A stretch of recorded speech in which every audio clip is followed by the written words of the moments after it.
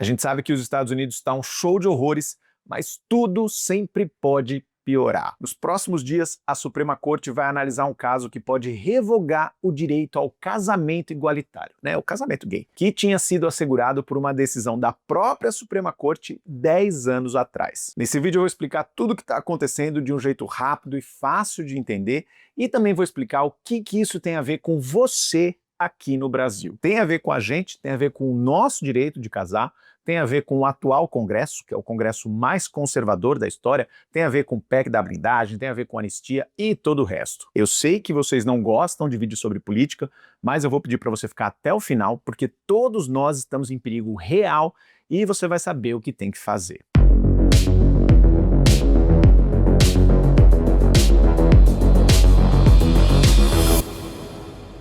Antes de começar, eu já vou pedir aquele like super importante e vou te convidar a ajudar na missão desse canal, seja por meio de uma doação no Pix canalgaynerd@gmail.com, seja se tornando um membro apoiador e recebendo benefícios incríveis. Apoiador assiste aos vídeos antes de todo mundo, apoiador pode participar do Cineclube Gay Nerd, onde a gente discute um filme gay todos os meses, e também pode participar do nosso grupo fechado no Telegram para conhecer gente nova, para fazer novos amigos, para discutir vários assuntos dos vídeos, assuntos que eles mesmos trazem, e também para ter um canal de contato direto comigo. Vem se tornar um apoiador que eu sei que você não vai se arrepender. É só clicar no botãozinho Seja Membro embaixo do vídeo. E apoiador nível ouro também tem desconto nos encontros do Gay Nerd. O próximo é em 19 de outubro em Santos, depois 26 de outubro em São Paulo, 20 e 21 de novembro em Recife e 29 de novembro no Rio de Janeiro. O link para todos esses ingressos está no descritivo do vídeo e no primeiro comentário fixado. Bom, o que está rolando nos Estados Unidos? A Suprema Corte, que é o órgão máximo do judiciário dos Estados Unidos, né, o equivalente ao nosso STF,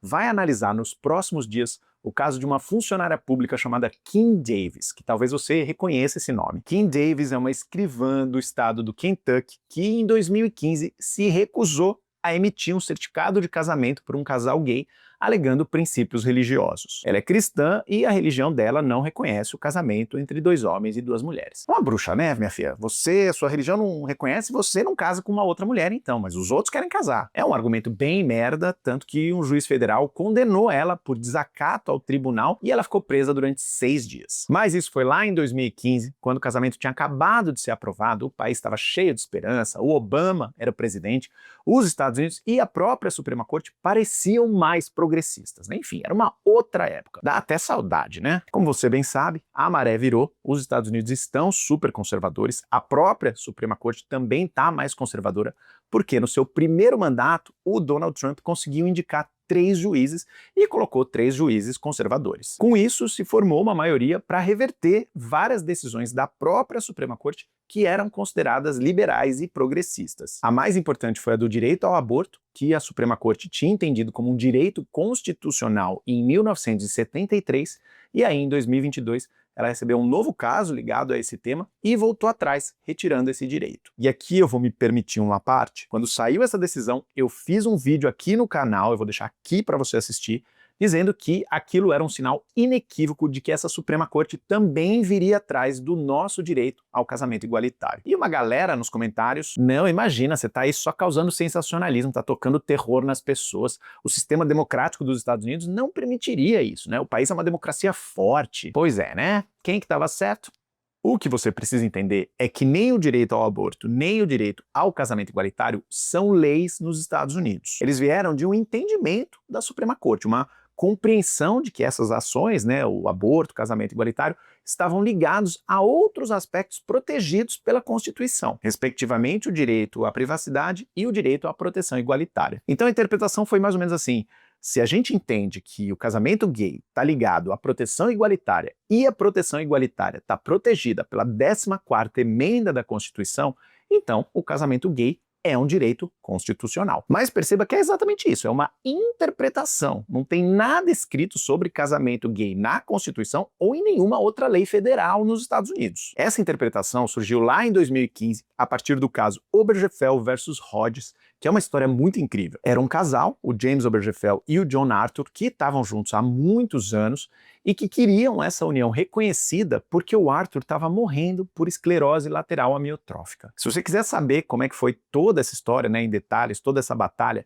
Tem uma série na Netflix chamada Estados Unidos, a luta pela liberdade, apresentada pelo Will Smith e que conta sobre vários marcos dos direitos civis nos Estados Unidos. E o 5º episódio é sobre o caso Obergefell versus Hodges. Pode pular todos os outros episódios, pode ir direto no 5º, que eles contam tudinho de um jeito muito lindo e muito emocionante. Mas lembra que eu falei que era tudo fruto de uma interpretação? Quem é que diz que a corte atual, que é mais conservadora, não interpretaria de um jeito diferente? Então eis que Kim Davis, aquela múmia mal amada que foi presa lá em 2015, nunca engoliu isso e agora pediu para o caso ser reavaliado. A alegação do advogado dela é que a primeira emenda da Constituição dos Estados Unidos, que protege a liberdade religiosa, daria a ela o direito de recusar a emitir o certificado de casamento. Se fosse só isso, já seria péssimo. Mas a petição do caso vai além e diz com todas as letras que a decisão da Suprema Corte sobre Obergefell versus Hodges foi errada e precisa ser corrigida, da mesma maneira que eles corrigiram a questão do aborto. É importante ressaltar que tudo isso foi orquestrado, tá? Não foi a maluca da Kim Davis que acordou um dia e falou: eu vou lá bater na porta da Suprema Corte. Grupos ativistas conservadores, ultra-religiosos, é que perceberam essa oportunidade e foram lá atrás dela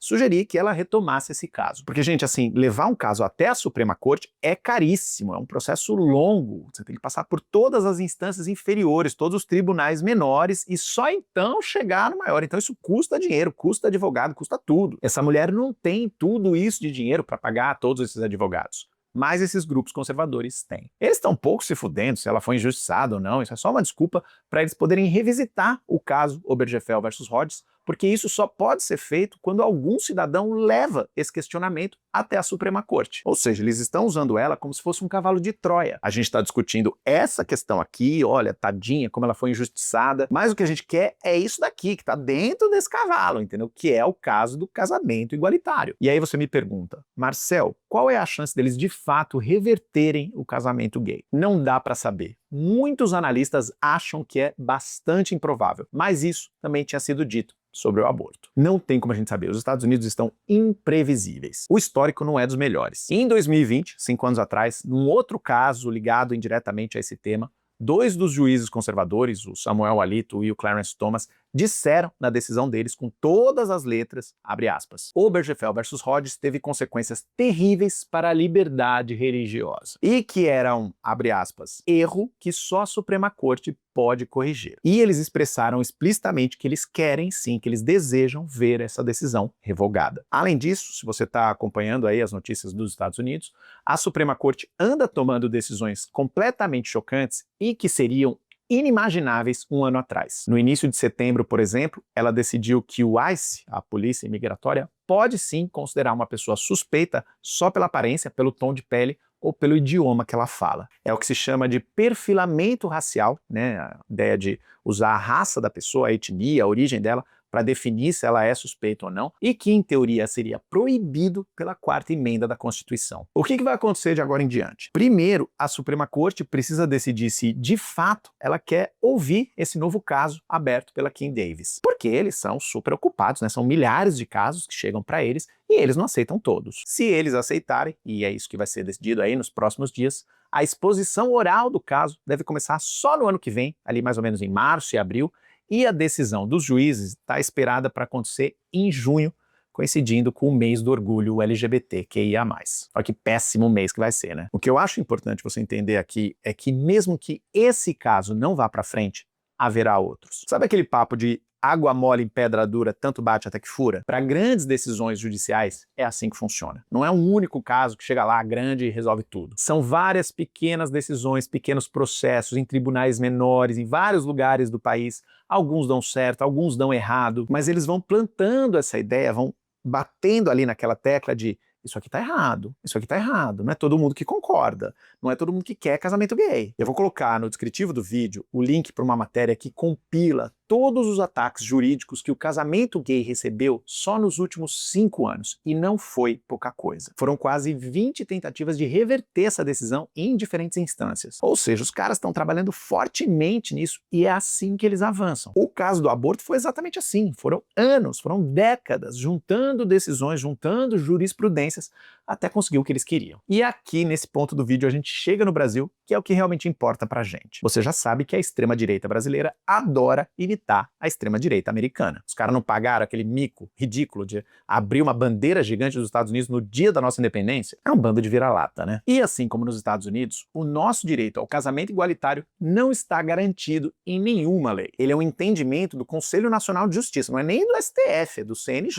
E, portanto, esse entendimento pode ser desentendido a qualquer momento. A gente tem hoje o Congresso mais conservador da história do Brasil. Isso não é um exagero, não é um modo de falar, isso é uma análise de perfil feita imediatamente logo após a eleição, a última eleição para deputados e senadores. O Congresso nunca esteve tão à direita quanto agora. E a gente está vendo o resultado, né? Emendas secretas, o nosso dinheiro indo parar ninguém sabe onde, o Congresso há meses parado nos trabalhos, porque fica discutindo anistia para golpista, e mais recentemente o PEC da blindagem, que foi um tapa na cara de qualquer cidadão. Os caras iam poder fazer qualquer roubalheira e eles mesmos é que iam decidir se podiam ou não ser investigados por isso. A cara de pau desses filha da puta, né? Então a primeira conclusão é óbvio que enquanto a gente tiver esse Congresso, nunca vai ser discutida qualquer formalização de uma lei que garanta o nosso casamento igualitário para além de um entendimento jurídico. Porque entendimento jurídico é fácil de mudar, mas lei é um pouco mais difícil. A gente precisa que vire lei e com esse Congresso não vai acontecer. Mas, para além disso, o Senado especificamente tem um papel importante, que é o de aprovar ou reprovar os indicados a ministro do STF. É o presidente da República que indica um nome e aí o Senado vai lá, faz uma sabatina, um monte de pergunta para essa pessoa e aprova ou reprova essa pessoa. E aqui é que vem o pulo do gato, aqui é que vem o perigo. A estimativa é de que o próximo presidente, entre 2027 e 2031, vai provavelmente indicar 3 ministros para o STF, porque 3 vão se aposentar. Ou seja, pode acontecer aqui o que aconteceu com o Trump. Ele indicar 3 juízes conservadores e várias decisões progressistas serem revertidas. A gente tem 2 maneiras de evitar isso. A primeira, claro, é a eleição para presidente da República no ano que vem. A gente não pode deixar um candidato da extrema-direita ganhar, mas a outra é exatamente a eleição para Senado e Câmara dos Deputados. As pessoas focam muito só na eleição para presidente, né?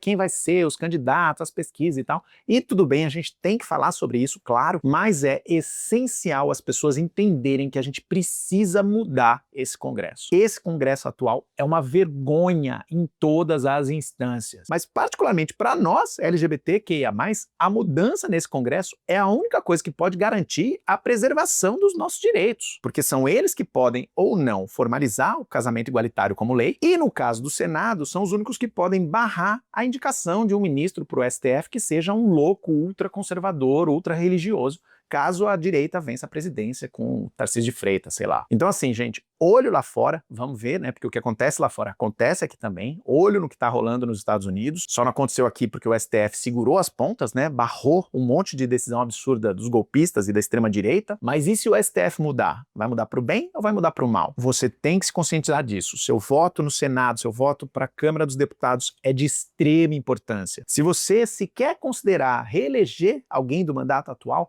vai checar como essa pessoa votou nas últimas decisões. Esse cara era a favor da anistia? Ele barrou os trabalhos da Câmara para ficar discutindo perdão para o Bolsonaro? Esse cara votou a favor da ampliação da isenção do imposto de renda? Ele barrou ou ele apoiou a discussão sobre a escala 6x1 de trabalho? As decisões desse seu suposto candidato foram a favor de quem? De quem é mais pobre ou de quem é mais rico? Ou pior, foram a favor dele mesmo, né? Como é o caso da PEC da blindagem. Tá tudo no Google, gente. Vai lá investigar, vai lá saber mais. Não dá pra gente continuar reclamando do Congresso, reclamando que o país tá uma merda e continuar votando nas mesmas pessoas que não têm interesse no seu bem-estar, na sua dignidade. Esses caras mal têm interesse no bem-estar do cidadão em geral. Imagina do cidadão LGBTQIA+. Me conta aí nos comentários, você já tem um candidato? Ou se o cara que você votou nas eleições passadas ganhou, o que ele fez de bom até agora no mandato? E bora discutir casamento também, essa situação nos Estados Unidos que está muito assustadora e pode ser um grande retrocesso não só para eles, mas para o mundo todo também. Então eu te vejo aí nos comentários e nos próximos vídeos aqui do canal. Cada vez mais gay, cada vez mais nerd.